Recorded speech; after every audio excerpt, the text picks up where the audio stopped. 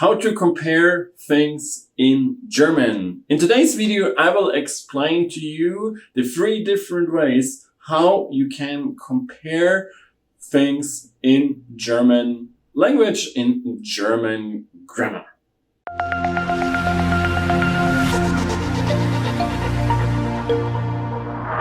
Hi, my name is Jan and I'm your German teacher here on EasyDeutsch, your YouTube channel for German grammar. Today's topic is comparison. There are 3 different ways in German to compare things. The first one is the comparative, the second one the superlative, and there is also a third way to do that.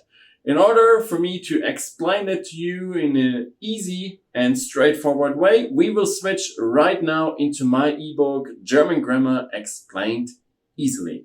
So we're now in my ebook, German Grammar Explained Easily. Today I want to show you how to compare things. And in order to compare things, you need adjectives. So let's jump to the lesson. A comparison with adjectives in my ebook. Here we are. And in general, there are different ways to compare things in German, but you need adjectives for all of them. So let's have a look at the 3 different forms of adjectives at the beginning. There is the normal adjective. It's also called the positive form. Das Haus ist groß. So the house is big. And we have the comparative form, das Haus ist größer, so the house is bigger. And the superlative form, das Haus ist am größten, so the house is the biggest. Same like in English, big, bigger, the biggest. If you want to know exactly how to form those forms, I have separate videos for the comparative form and the superlative form for you that I will link in the info cards for you.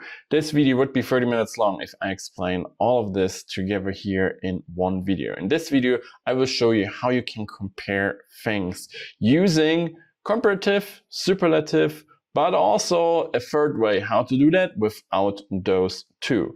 So let's have a look at the comparative form first. It's just like in English, we have the adjective plus an ER. For example, Kevin rennt schneller als Max. So Kevin runs faster than Max. Or Lisa ist kleiner als Maria. So Lisa is smaller than Maria.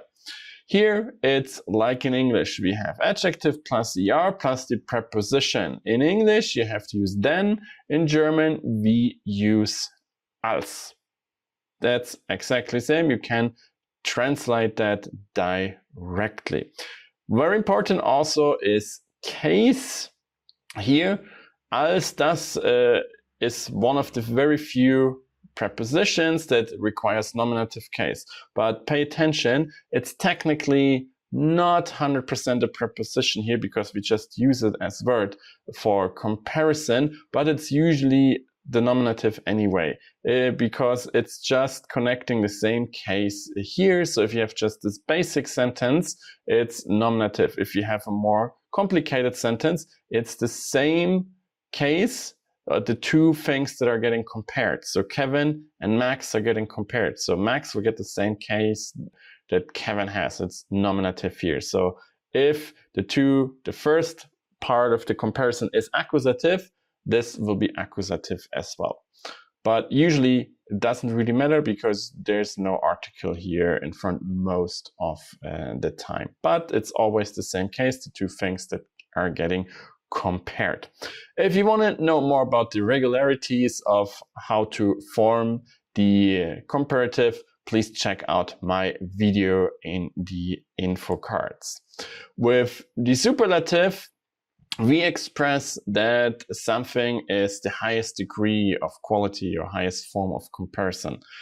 Comparative was to show that something is not the same. Here we want to show that something is the best or the worst.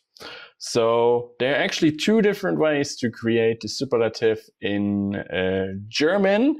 The first way is just the same like in English. Kevin ist der schnellste Läufer. So Kevin is the fastest runner. And the second way is Kevin rennt am schnellsten. So Kevin runs the fastest, more or less. There's no real word-by-word translation here to this in English.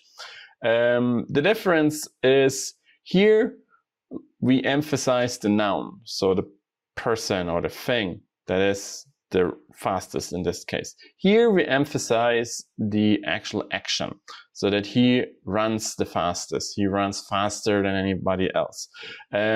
In meaning, there's absolutely no difference. So I recommend you stick to this one because it's the same like in English, will be easier for you, but also understand this one. And the only difference is really that the emphasis lies on the running here, the action, and here it lies on the person itself, so the runner.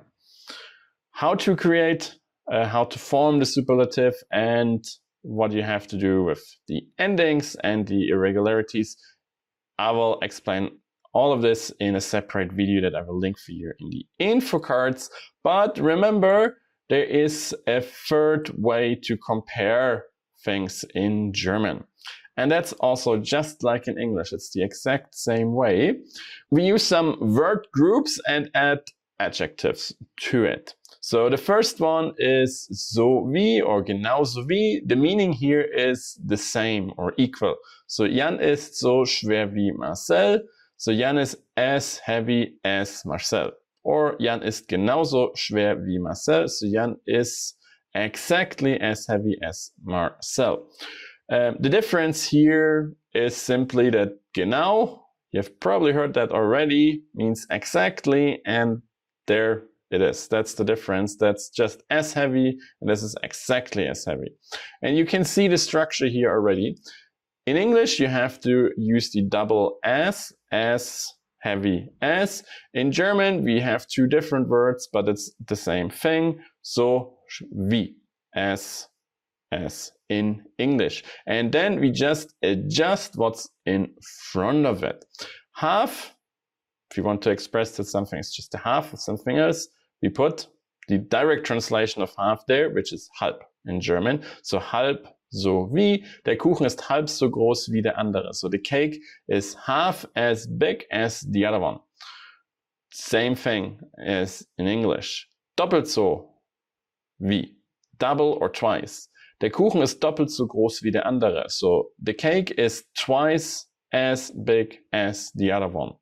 Same like in English, we use the as, adjective as, and whatever we want to say in front of it. We also have fast so wie, so close, so almost equal. Der Kuchen ist fast so groß wie der andere. So the cake is almost as big as the other one. Or we put the not in front, nicht so wie, not the same, not equal. Der Kuchen ist nicht so groß wie der andere.